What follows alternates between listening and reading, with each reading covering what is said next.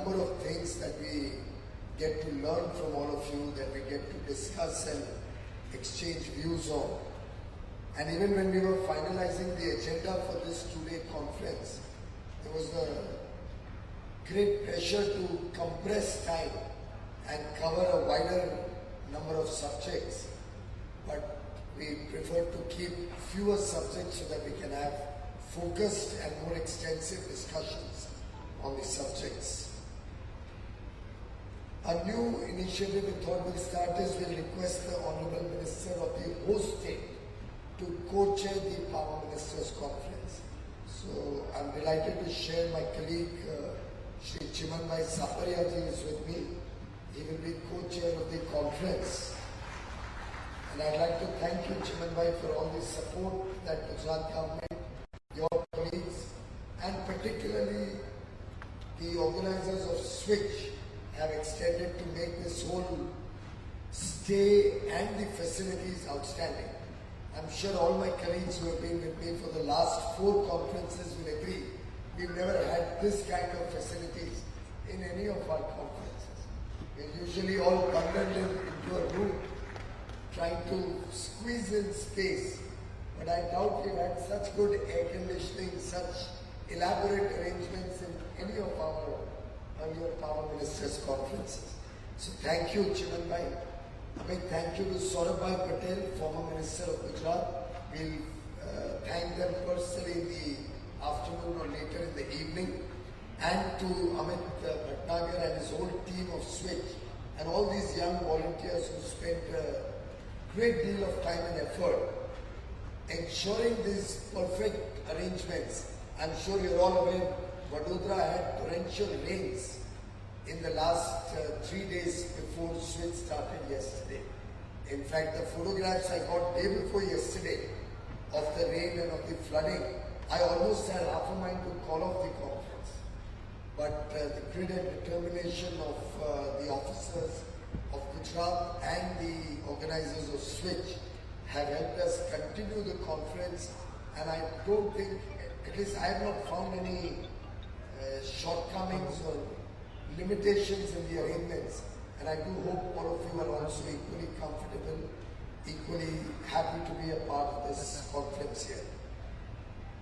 Of course, this evening the Honorable Chief Minister of Gujarat has invited all of us for dinner and celebrations of the Garba festival. It's the world's largest dance festival, which is why Vadodara is called the cultural capital of Gujarat. And it's truly, yesterday some of us were there, it's truly great fun. I really enjoyed the various dance forms that we saw in the youngsters, and actually all ages were performing. There was an aarti and absolutely outstanding food.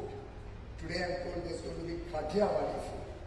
So I'm sure we'll all enjoy the delicacies of Gujarat this evening, and I would urge each one of you to try and be present there. I assure you, you will enjoy the evening that has been put together by the State Government of Gujarat and the organizers of Switch. We've had 3 ministries working in tandem for the first 2 years. Now we have a 4th ministry. The Mines Ministry has joined us. And to my mind, actually, it's really 2 ministries. Power and renewable energy is really one. And coal and mines is actually similar issues can easily work together as one ministry. So I would urge all of us to look at these 4 different areas of engagement in a spirit of cooperation, in a spirit of oneness, and in the spirit of focusing on national interest. Bharat का भविष्य और हमारे बच्चों का भविष्य हम सबके लिए सर्वप्रथम और प्रेरणा वाला विषय वही होना चाहिए, बजाय कि हम अपने अपने डिपार्टमेंट या अपने अपने राज्य की सिर्फ सोचें। और अगर हम सब मिलकर इस कॉन्फ्रेंस से ये मैसेज बाहर दें कि सभी राज्य और सभी राज्य के विभाग और केंद्र के डिपार्टमेंट्स, मिनिस्ट्रीज और केंद्र सरकार एकजुट होकर राष्ट्र के निर्माण में, राष्ट्र की सेवा में छुपी हुई है, तो मैं समझता हूँ इससे अच्छा मैसेज बाहर हम कुछ नहीं दे पाएंगे। ये चारों आपके समक्ष है, उन्होंने एक कॉन्टेक्स्ट सेट किया है, क्या चर्चा का क्या क्या विषय रहेंगे आगे के 2 दिनों में, और मुझे पूरा विश्वास है कि ये चर्चा सार्थक रहेगी। This will be a engaging discussion, this will be a fruitful discussion, and the outcomes of the power ministers conference, actually now it's power and mining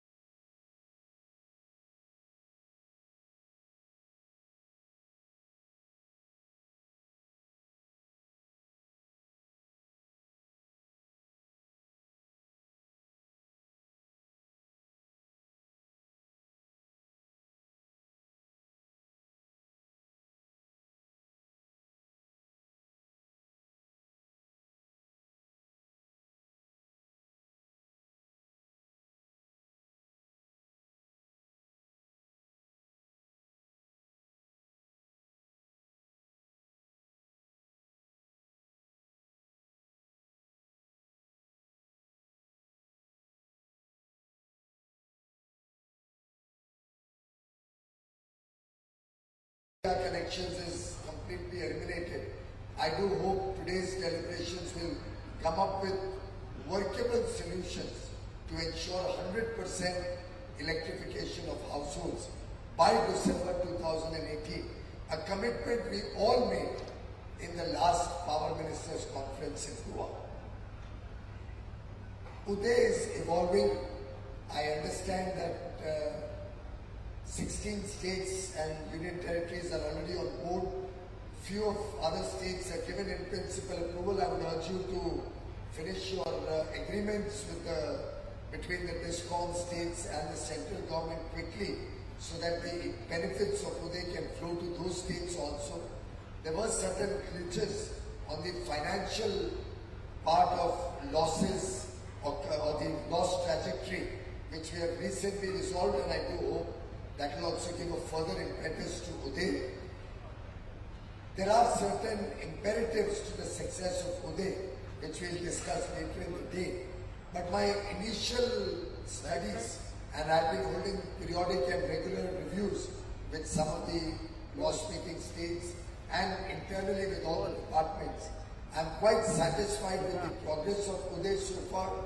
There have been some articles that this has not resulted in significant power demand growth, but I do believe a comprehensive reform like UDAY, where we are not giving out loans, we are not giving out money to the states, we are not creating new headroom to cover the old losses and start borrowing afresh. We cannot give us results overnight. We cannot see power demand suddenly overnight increasing just because of UDAY. Because we have actually clamped down on funds and clamped down on inefficiency and made it more a self-policing, a scheme where all of us will have to work hard and will have to turn around our DISCOMs through our collective efforts, not through additional borrowings and not through goals and grants. And I think that's the only way we can finally set at rest the problems of the power sector. We are only about 6 or 7 months old in UDAY. The first agreements were made in February, March last year. The first bonds were issued only towards the last week of March last year.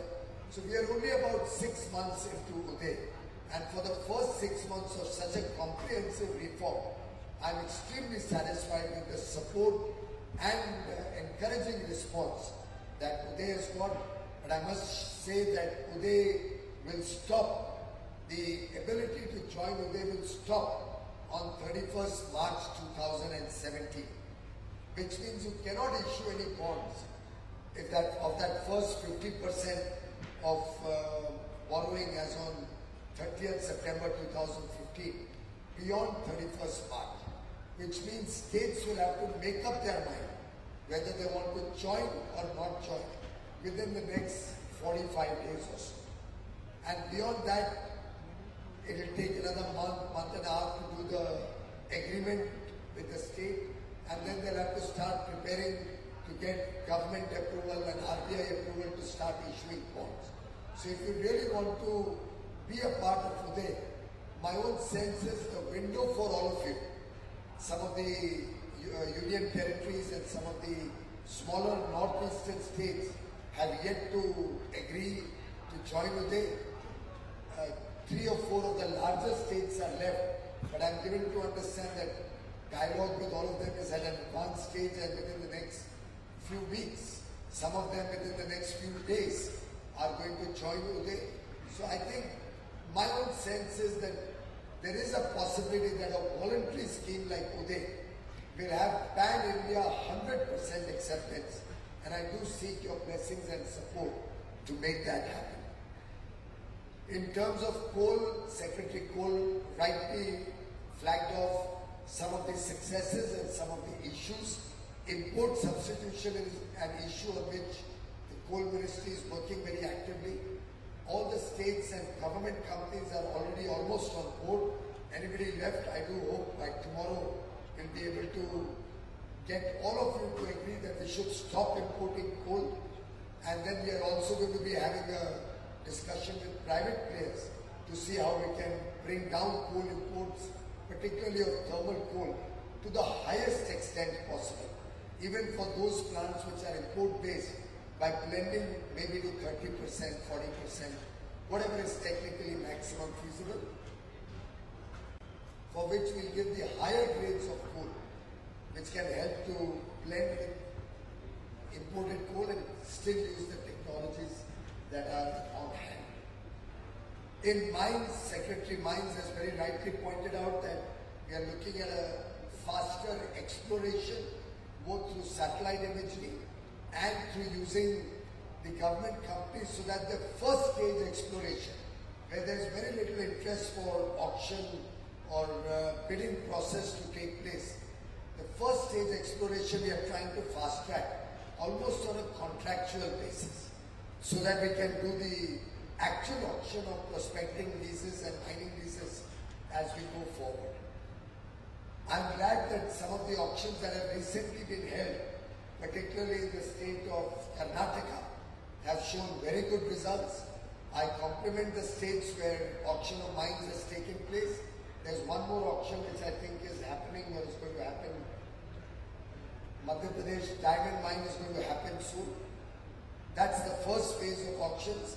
I would request the Mines Ministry to start working on the next phase of auctions quickly, and I would urge all those states which have not yet fast-tracked their auction process or not yet joined the DMF, the District Mineral Fund, to kindly do that ASAP. The Honorable Prime Minister took it up in Pragati last Wednesday, and there are certain states which need to really work on their district mineral funds very, very quickly. We are also appealing to all the states. I'm also in dialogue with the Environment Ministry. All the mining leases which had been given the 2-year window from 2015 January to January 2017, there are about more than 200 mining leases who have to complete their whole legal processes by January 2017. It's a very, very serious area of concern.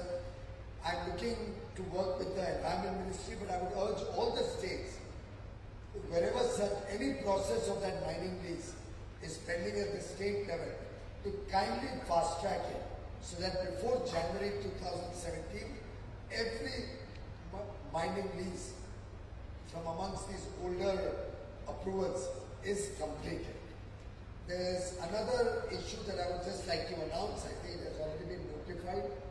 The contribution to the District Mineral Fund for all mines, including coal, will be effective 12th January 2015.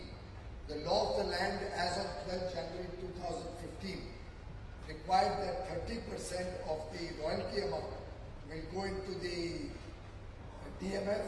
It's the right of the mining areas, it's the right of the tribals, particularly living in the mining areas, to receive this money for their welfare, for local benefits, and after due consideration and legal validation and consultation, we have come to the conclusion that even for coal, the DMF will be payable from 12th January 2015.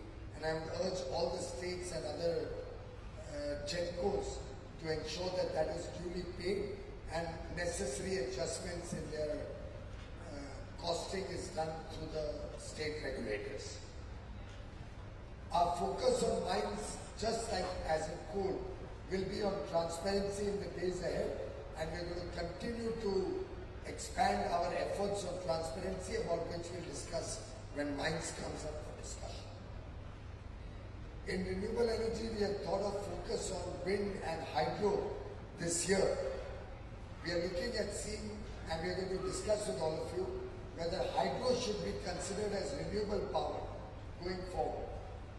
And that doesn't mean our INDCs will fall or we'll meet our 175 gigawatts by adding hydro.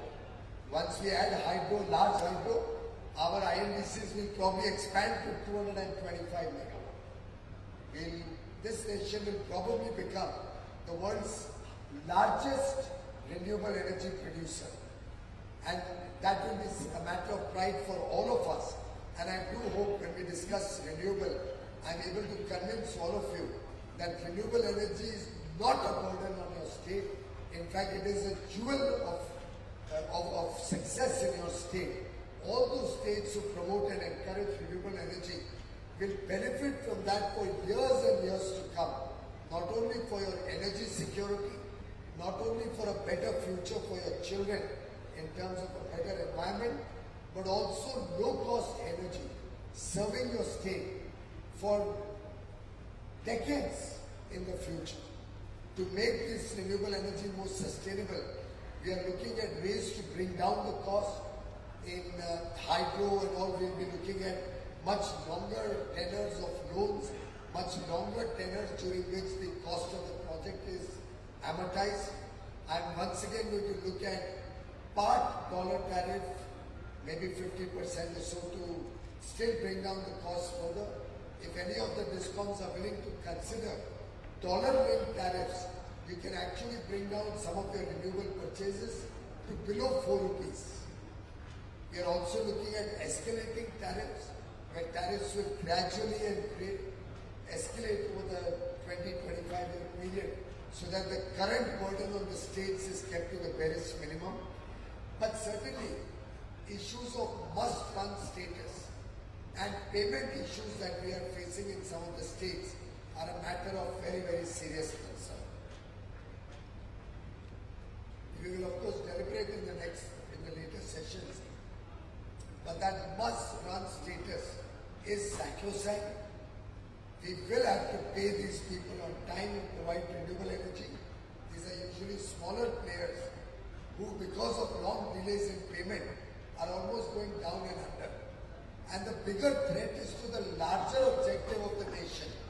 Because if the country's credibility is lost, then we will never be able to expand renewable energy and India's energy security to the desired level.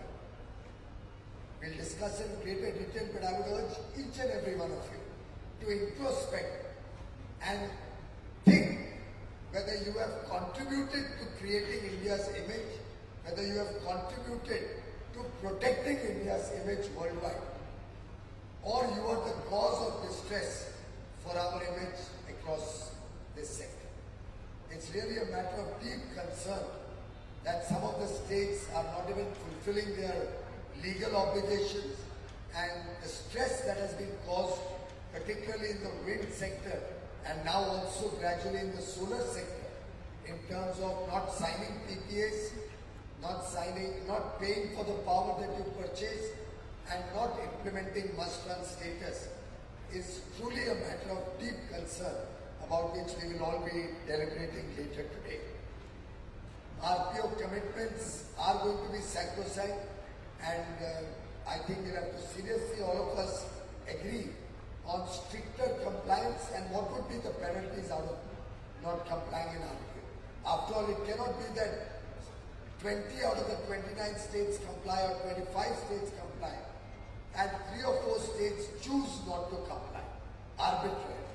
There will have to be a level playing field for all the states in this respect, and if we all work together in this spirit, I have no doubt in my mind, our sector can be the driving force behind India's economic growth, behind the welfare and prosperity of the people of India, the people of each one of your states, and power demand, which can, to my mind, grow in double digit if we all put our heads together, can become the fulcrum of the future growth and prosperity of India.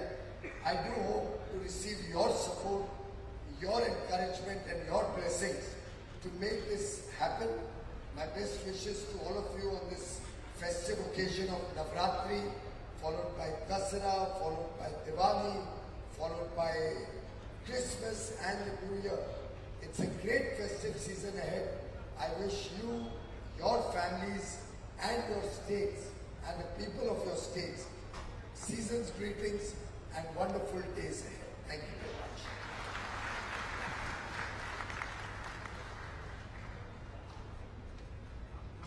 Thank you so much, sir, for your inspirational words and for setting the tone of the conference. We will now start with the official proceedings of the conference. Before we start, I would request the media personnel to please feel free in the media